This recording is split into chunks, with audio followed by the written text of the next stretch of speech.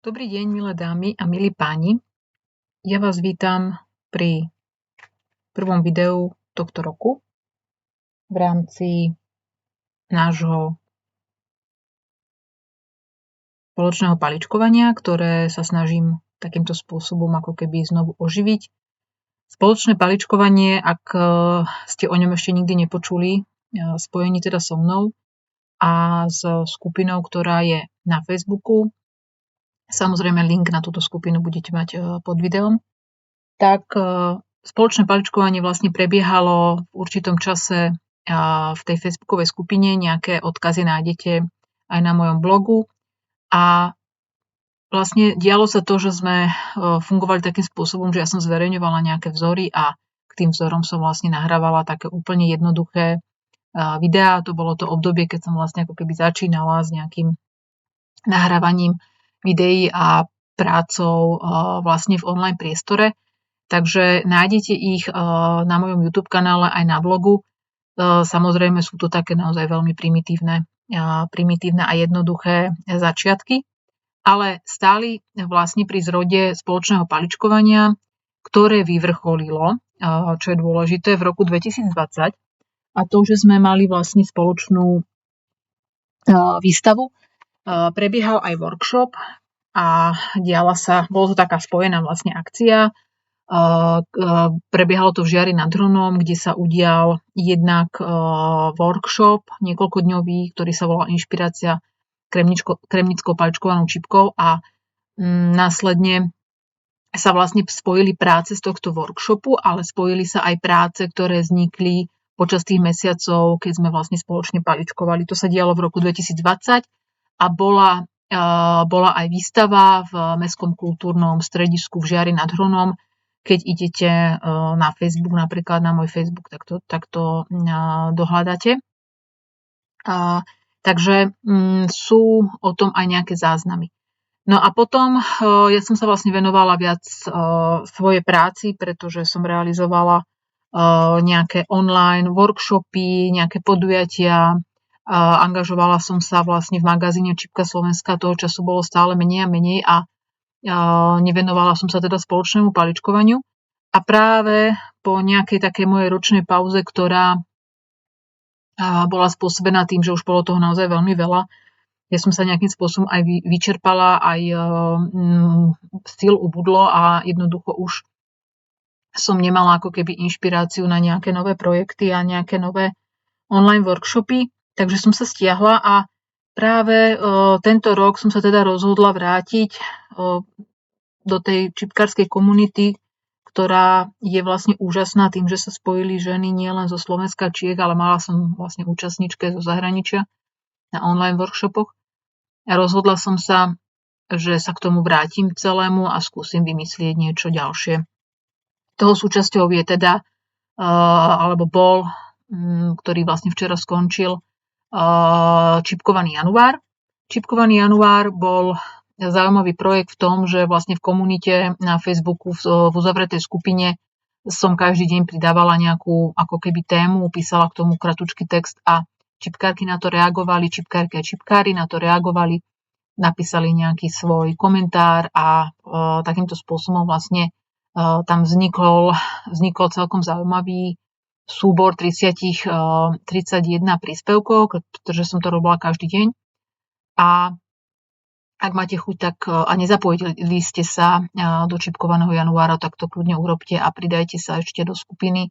Prípadne, ak ste v skupine, tak si kľudne pozrite staršie príspevky, sú tam zaujímavé linky, odkazy, mená.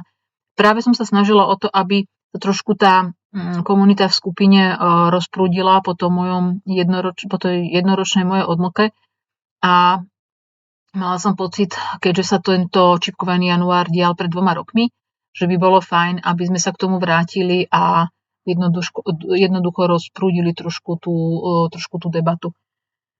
Takže takýmto spôsobom vznikol Čipkovaný január, ktorý bol vlastne v roku 2026, včera teda skončil, lebo ja nahrávam dnes 1. februára a dnes vlastne som pripravila aj podklady na spoločné paličkovanie.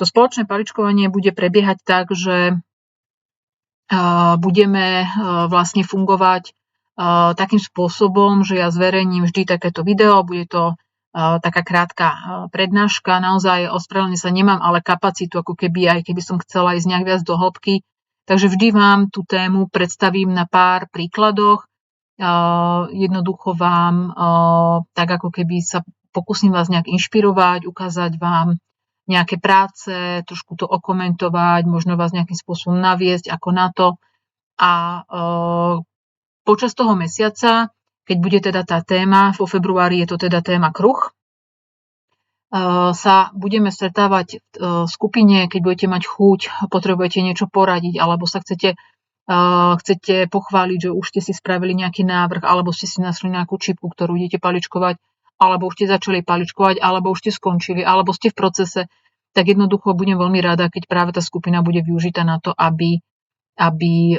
sa tam zdieľali vlastne nejaké vaše pokroky.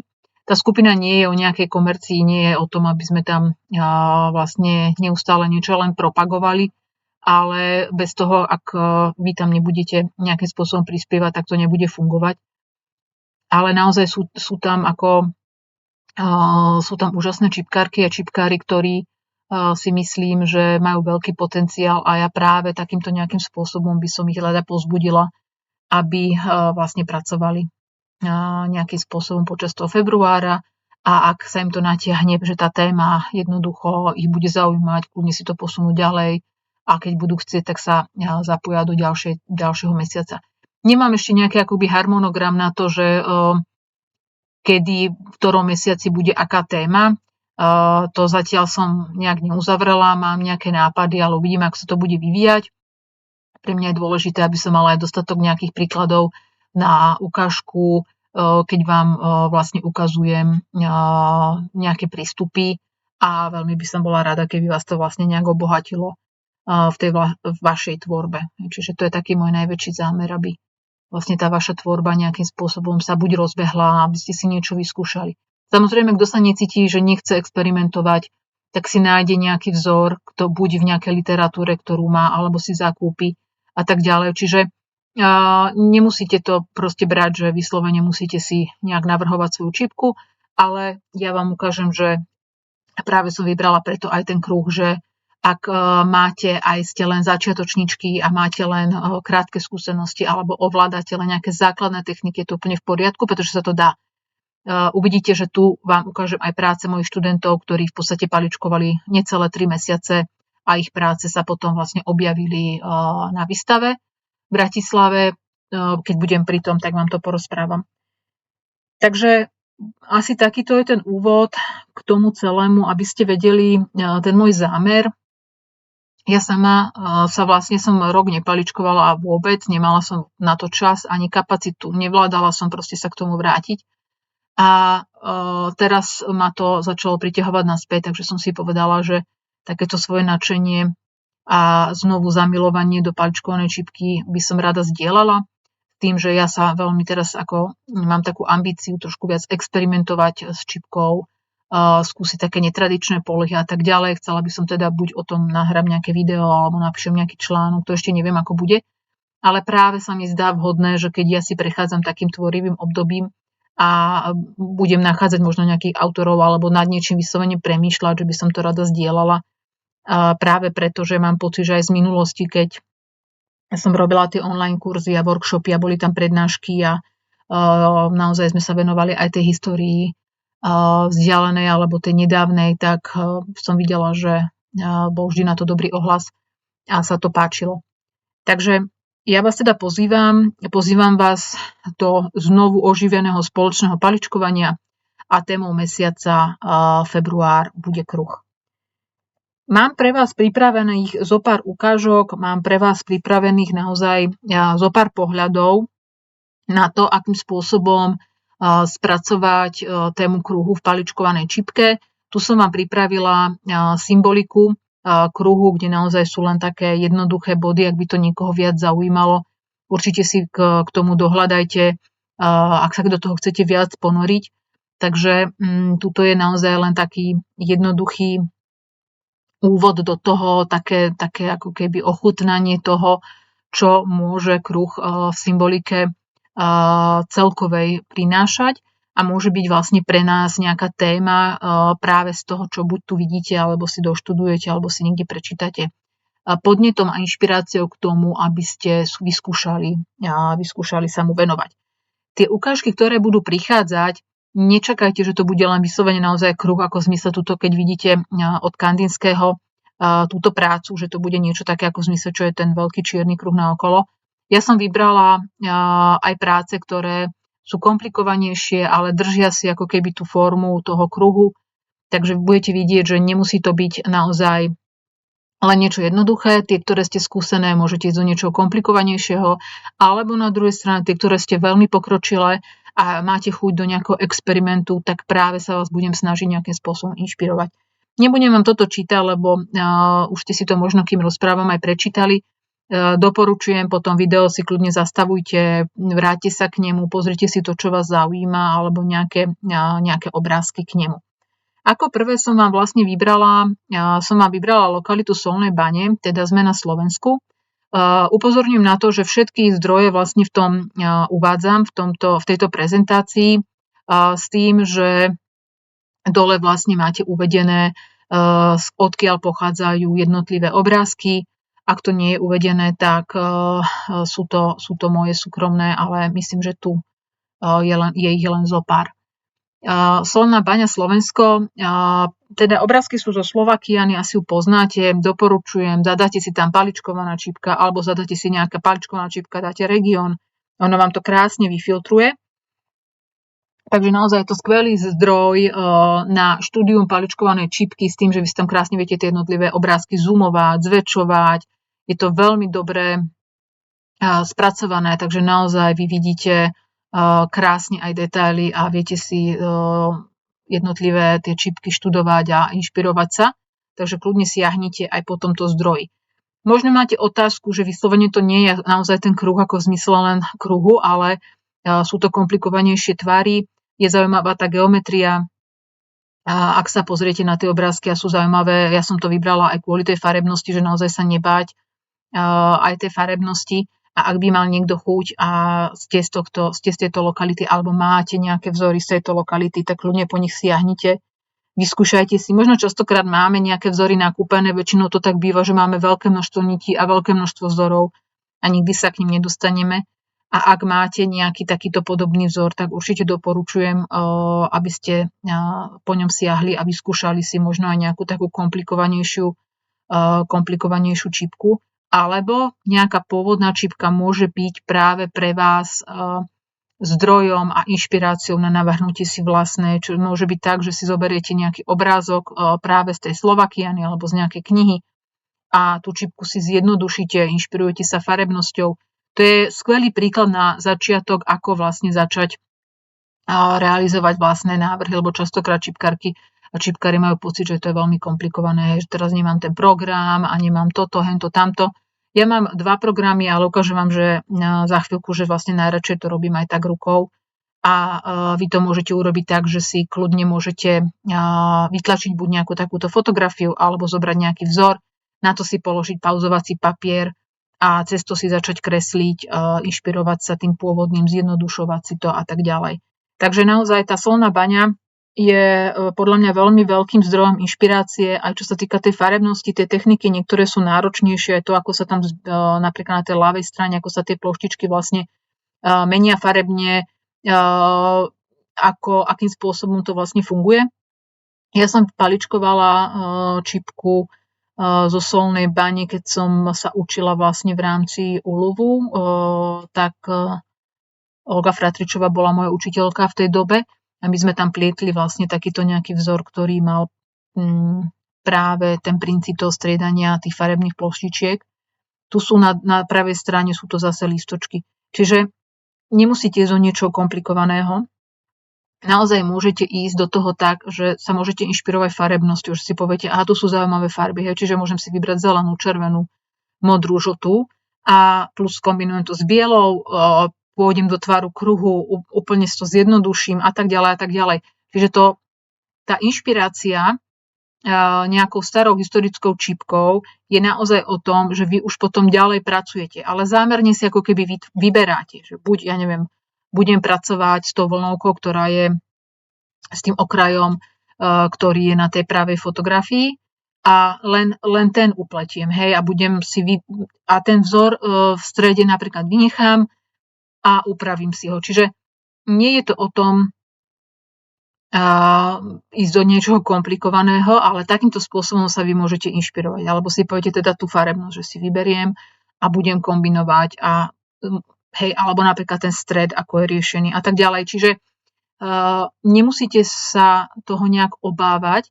Naozaj, keď človek ako keby chce, tak nájde si spôsob, ako si vyskúšať úplne nejakú jednoduchú čipku. Už len keď si pozriete na tej ľavej fotografii, keby ste si zobrali ten vnútorný kruh, kde sú vlastne tie farby, ktoré som spomínala, a plus je tam vždy spravená nejaká zaujímavá farebná ploštička. Pozrite sa na to, odfiltrujte si tie okraje, pozrite sa len na ten stred a vlastne vidíte, že to je veľmi zaujímavé. Veľmi zaujímavé je vlastne taký moderný prístup, ak vymyslíte nejaké vnútro, alebo tam vložíte nejakú textíliu. Môže to byť teda naozaj originálna čipka. Tu som vybrala ešte aj takéto jednofarebné, kde samozrejme nemusí byť len nejaké plátno. My môžeme použiť nejakú riečičku, teda nejakú čipku typu toršon. Môžeme ju navzájom kombinovať. Vidíte, že tam sú znova vo vnútri vlastne použité ploštičky a to sú ako historické čipky. Čiže vidíte, že tá naľavo je naozaj veľmi svieža a veľmi zaujímavá. Takže ak máte chuť spraviť nejaký zaujímavý okraj a dovnútra vyslovene nejaký iný motív, tak ako sú tie pávy na pravej strane, tak je možné aj niečo takéto, čiže je to na vás. No a tak tu ukončíme vlastne tú soľnú baňu. Takými 2 príkladmi je teda niečo také ako skôr geometrické na tej ľavej strane a vyslovene pozrite sa na tú nádheru na pravej strane, kde tá čipka je naozaj veľmi komplikovaná, ale úžasné je tá farebnosť tých ploštičiek, čo sa tam deje, ako sa to opakuje, jednoducho akým spôsobom zaujímavým je tá šipka vlastne celá skomponovaná, že ten vonkajší okraj s tými oblými zúbkami je v podstate vo vnútri zduplikovaný a vzniká veľmi, veľmi zaujímavá čipka, takže určite sa dá inšpirovať aj niečím takýmto. Potom som vám na ukážku chcela ukázať iný prístup, slovinskú čipku, ktorá je charakteristická práve mestom Idrija. Tieto fotografie sú použité z blogu jednej čipkárky, čiže ak sa rozhodnete, že by ste šli skôr do niečoho takéhoto, kde naozaj vám stačí klasické plátenko, jeho niekoľko variácií a línia, ktorú vy vlastne nejakým spôsobom budete používať akoby v takej skôr organickej forme. Môže byť inšpirácia, neviem, nejaké prírodné motívy, čiže sú to nejaké také organické tvary a nejakým spôsobom ich budete takto nechcem to nazvať, že vlniť, ale budete meniť ich teda tvar. Nejakým spôsobom tam môžu byť symetricky zduplikované, tak vidíte, že vznikajú naozaj zaujímavé čipky. Čiže ak nepoznáte práve tú idrijskú čipku, zadajte si do Google, skúste si vyhľadať niečo k tomu, ak je vám práve bližšie niečo takéto a môžete si to kľudne vyskúšať. Ďalším príkladom je Česká republika a je to moja veľmi obľúbená čipkárka, ktorá vlastne žila v prvej polovici 20. storočia a tvorila teda v prvej polovici 20. storočia. Tu nemám uvedené zdroje, ale tie zdroje budú uvedené pod týmto videom alebo v článku. Sú to vlastne 2 publikácie, ktoré boli vydané a ja mám odtiaľ naskanované tie obrázky. Takže nemám tu uvedené priamo teraz pri tých obrázkoch tie zdroje, ale keď si pozriete text pod videom, tak ich nájdete. Je to úžasné v tom, že jednoducho čipky sú naozaj nadčasové, sú ako pre mňa vždy zaujímavé, ja rada siaham v podstate po jej tvorbe, je mi veľmi blízka tým prístupom. V rámci jedného online kurzu, ktorý trval v minulosti, tak mám takú veľkú prednášku, kde som sa aj vlastne venovala. Tam hovorím o jej živote, akým spôsobom to, čo ona zažívala v tom živote, ovplyvňovalo aj jej tvorbu, akým spôsobom sa tá tvorba vyvíjala. Čiže tu som dala na porovnanie, síce napravo je čípka, naľavo je návrh, ale vidíte ten prístup a ten vývoj od vyslovene rastlinných motívov až takého secesného nádychu, z ktorého ona vlastne vychádza postupne k takej ako modernejšiemu prístupu. Dávam tu preto aj tie kresby a tie návrhy, aby ste videli, akým spôsobom ona zakreslovala, ako pracovala, ako keby nie vyslovene primárne, že by tam zakreslovala tú čipku, ale pracuje s plochami, hej, čiže tam sú akoby nejaké stupne tej plochy od tej najtmavšej až po nejakú najsvetlejšiu, čiže aj toto je prístup podľa toho, ako je to niekomu blízke. A naozaj vidíte, že ona nemá žiadny program, ale jednoducho zoberie krúžidlo, právitko, ceruzku a skúša pracovať. Tuto sú vlastne jej práce, ktoré potom ona zadávala ženám a tie ženy ich priamo paličkovali, išli teda na predaj, ona robila návrhy. Toto mám pocit, že sú ako keby naskenované alebo nejakým spôsobom urobená ten záznam vlastne tej čipky, že nie je to klasická fotografia ani kresba, ale je to takto prevedené. A vidíte, že znova úplne jednoduché motívy, to, čo vidíte na pravej strane, ten okraj s ploštičkami, plus vlastne vo vnútornej strane sú osmičky a veľmi zaujímavo vyriešené to vnútro, kde máme vlastne aj typ tylovej čipky. Takže je to naozaj zaujímavý návrh. A ten naľavo je naozaj, vidíte, že to je úplne jednoduchá čipka. Máme tam 3 vlastne kruhy, ktoré sú vyplnené rôznymi formami plátenka a pomedzi to nám nejakým spôsobom beží dvojpárový pletenec. A naozaj je to jednoduché. Čiže ak ovládate plátenko, ak ovládate, dvojpárový pletenec, alebo ovládate nejaký typu mnohopárovej čipky toršón, tak kľudne vlastne môžete realizovať, skúsiť nejaký úplne jednoduchý návrh, alebo si skúste podľa tohto sa inšpirovať a skúsiť si nakresliť a upliesť. Hej. Čiže naozaj tam nie je to o tom, aby sa vymýšľali komplikované veci, ale práve sa snažím vás inšpirovať k tomu, že ak ste ešte niečo takéto nikdy neskúšali, tak vyskúšajte. Alebo ak ste skúsené čipkárky a zatiaľ ste plietli v podstate čipky, ktoré navrhoval niekto iný, začnite naozaj takto veľmi jednoducho, aj keď sa to možno nezdá, ale nie je to nič komplikované. Povieme si za chvíľku ešte viac o tom, ako na to. Tu sú ďalšie ukážky. Vidíte, že tá hustota tej čipky, tá priehľadnosť, nepriehľadnosť, práca s nejakým opakovaním, s nejakou štruktúrou sú veľmi zaujímavé a pritom sú to úplne jednoduché, čo sa týka nejak technicky jednoduché čipky, ale práve tým, že človek to vyskúša, tak získa skúsenosť, pretože ak ja stále budem len akoby hovoriť o tom, alebo snívať o tom, alebo premýšľať o tom, že ako by to mohlo byť, ale vieme dobre, že v rámci toho návrhu to môže nejak vyzerať a tá realita bude buď lepšia, alebo sa nám to možno nepodarí, ale to vôbec nevadí. Čiže práve preto sú tu tieto príklady, aby ste si uvedomili, že tá čipka nemusí byť do začiatku komplikovaná, alebo môžete použiť nejaké regionálne vlastne prvky z čipky, ktorú buď sa v nej nachádzate, žijete v nej, alebo máte nejakú čipku radi, tak s nej vlastne použijete nejaký motív, ktorý úplne jednoduchým spôsobom zakomponujete.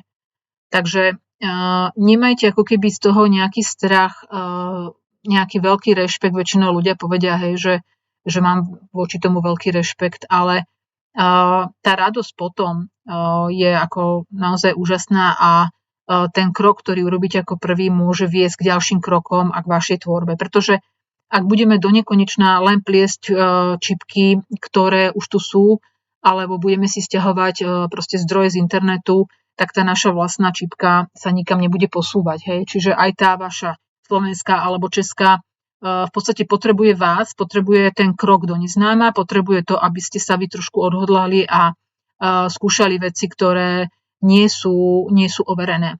Pretože ak si uvedomíte, ak by to nerobili tie čipkárky v histórii, tie ženy, ktoré vlastne nám zanechali tú krásnu históriu paličkovanej čipky, tak vlastne nikdy by sme sa nedostali tam, kde sme, pretože by sme stále plietli, ja neviem, čipky zo 16. 17.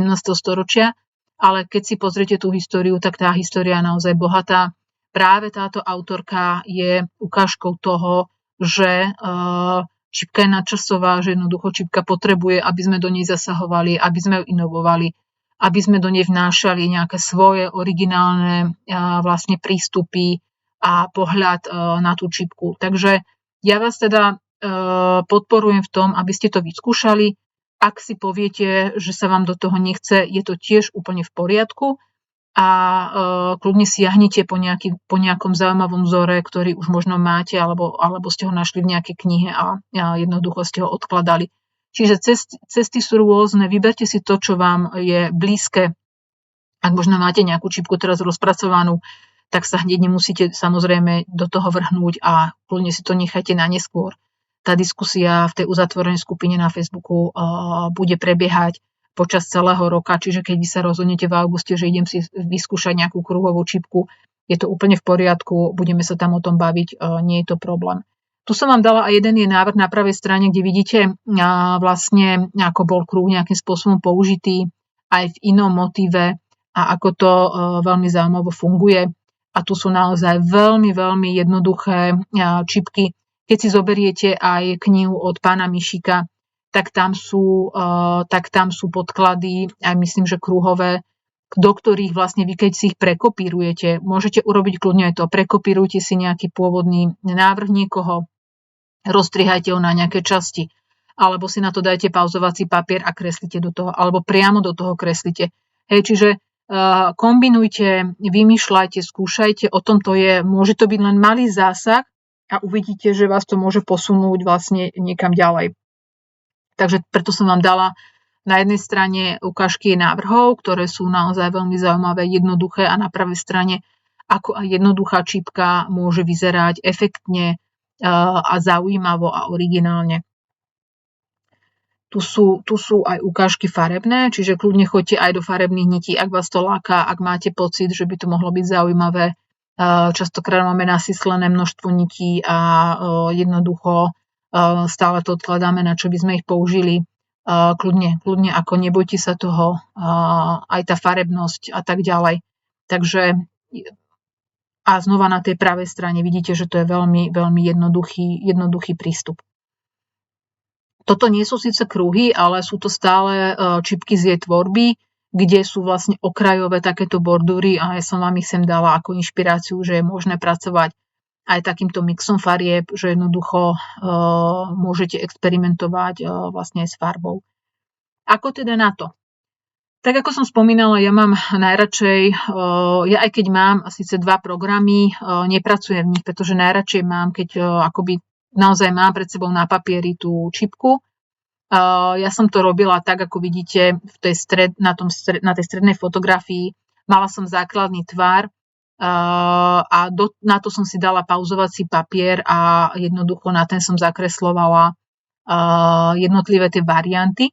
Nie je to síce ako keby klasický kruh, je to spojenie viacerých kruhov dokopy, ale tu vidíte, ako vy k tomu môžete pristupovať. Že keď sa pozriete na tú moju fotografiu, tak potom vidíte tie rôzne prístupy, že naozaj to môže byť od úplne jednoduchých, alebo si tam môžete vnášať, ja neviem, osmičky, alebo môžete skúšať nejaké zaujímavé okraje, striedanie tých nití a tak ďalej. A tento vzor potom bol aj súčasť jedného online kurzu, ktorý sme spolu realizovali s niektorými čipkárkami. To vidíte fotku, keď som začínala, to bolo na tej ľavej strane. Čiže takisto aj tá farebnosť, vy môžete urobiť aj to, že si jednoducho nájdete kruh, ako je na tej pravej strane. Dám vám na to link, kde som našla na Pintereste práve množstvo takýchto kruhov. Môžete si ho vytlačiť, buď si dáte na ňo priamo pauzovací papier, alebo si zoberiete nejakú inú farbu a vyznačíte si do toho to, čo bude vlastne súčasťou tej vašej čipky. A môžete takto úplne jednoducho začať že si zoberiete ako keby takýto nejaký tvar, ktorý už je v podstate trošku predpripravený a takýmto spôsobom môžete pracovať. Ja som to aj urobila, že som si stiahla nejaký takýto kruh z internetu. Ono ho vidíte, keď sa pozriete na tú ľavú fotografiu, tak tam je ten kruh už upravený. Toto sú vlastne práce čipkárok.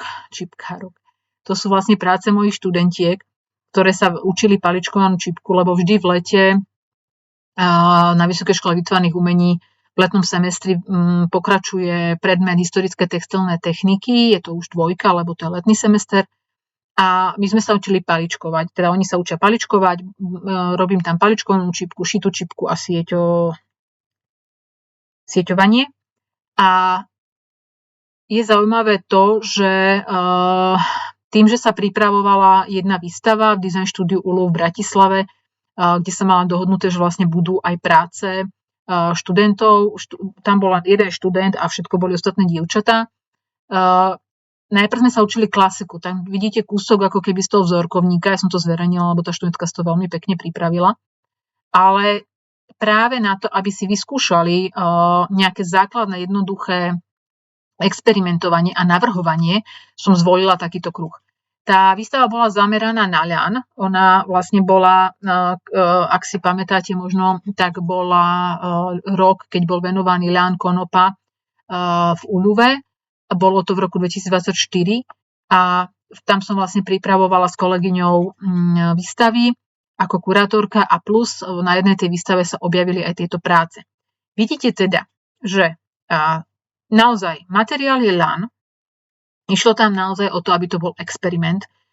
Študenti paličkovali necelé 3 mesiace, možno 2 aj niečo, takže vidíte, že sú to naozaj začiatočníci, čiže zvládne skúšať niečo takéto aj začiatočník. A dala som im k dispozícii teda rôzne ľanové nite, o ktorých sme si najprv hovorili, ukazovali a tak ďalej. A oni sami na základe toho kruhu, ktorý tam vidíte, úplne takýto jednoduchý kruh len dostali, si do toho sami zakreslovali a sami vymýšľali vlastne, akým spôsobom budú pracovať. A vznikli takéto práce. Tým vám chcem ukázať, že nechoďte možno hneď na začiatku ako keby do nejakého niečoho, že potrebujem exkluzívnu, excelentnú, neviem akú komplikovanú čipku vytvoriť, to nie. Ale naozaj môžete začať veľmi takýmto jednoduchým spôsobom skúšať si to zakresliť, skúšať si vypočítať, koľko potrebujem nití, skúsiť si premyslieť, aká bude hustota, aké prvky, ak ovládam nejaké prvky z tej čipky, tak aké tam zakomponujem, ako vymyslím začiatok a koniec a tak ďalej a tak ďalej. Čiže naozaj ten prístup je veľmi, veľmi jednoduchý. Oni robili tieto kruhy a potom, keď zvládli tie kruhy, tak išli do toho, že si mali vytvárať svoju vlastnú čipku, svoj vlastný návrh. Ja tu nemám veľa fotografií, nechcem to tu zahltiť tými ostatnými prácami, ale naozaj vznikli veľmi, veľmi zaujímavé práce. Ja som o tomto písala aj článok, ktorý bol vypublikovaný v roku 2024 v magazíne Remeslo, umenie, design, teraz neviem v koľkatke. A je tam práve článok o tom, ako sme paličkovali, o tom, ako sme vlastne so študentami prechádzali a tou čipkou, ako sme pracovali s tým ľanom, lebo to sú všetko, vlastne bol použitý ľan, ako oni robili tieto návrhy a tak ďalej, tam je viac aj fotografií, takže kľudne si to pozrite, ak máte tieto staršie rudy doma. Myslím, že sa dá ešte kúpiť. Môžem dohľadať link a dám vám presne, že ktorý to je. Takže vidíte, že oni najprv si vyskúšali tie kruhy a potom išli vlastne do týchto komplikovanejších tvarov. To je priamo z tej výstavy odfotené, ako som to nainštalovala na stenu. A vznikli iné ďalšie čipky, naozaj ľudia, ktorí paličku 3 mesiace necelé si spravili vlastné návrhy, realizovali, pracovali s ľanom, čo na začiatku teda nie je veľmi jednoduché, ale to bola tá podmienka, že tá výstava sa tomu venovala a vznikli ako podľa mňa zaujímavé práce.